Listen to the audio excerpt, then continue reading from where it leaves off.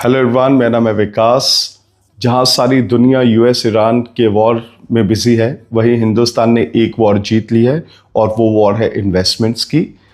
अभी एमफी ने एक डेटा रिलीज किया है जिसके मुताबिक 40,603 करोड़ रुपए की इन्वेस्टमेंट्स इंडियन ने की है in equity market via mutual fund.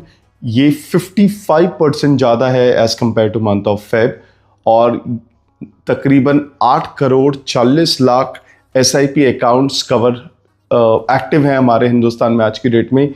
99% of India pin code is covered.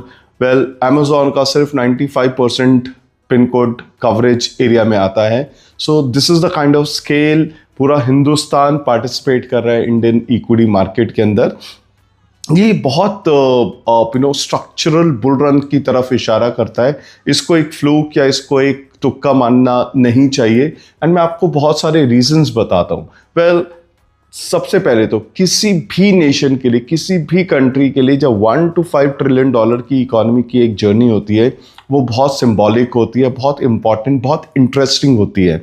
मैं आपको एग्जांपल देता हूँ यूएस का।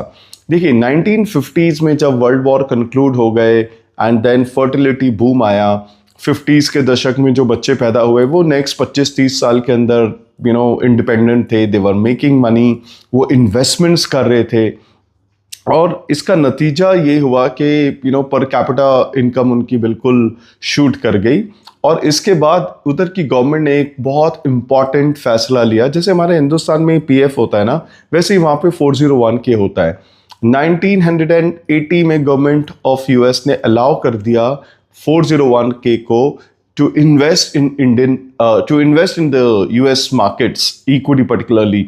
उसके बाद हुआ ये कि वहाँ पे जो बुल रन स्टार्ट हुआ, जो डाउजोन तकरीबन 1980 में 729 होता था, वो नेक्स्ट 20 ईयर्स के अंदर 11,725 हो गया। ये अमेजिंग था और यूएस ने अपना स्ट्रक्चरल बुल रन को विटनेस किया था।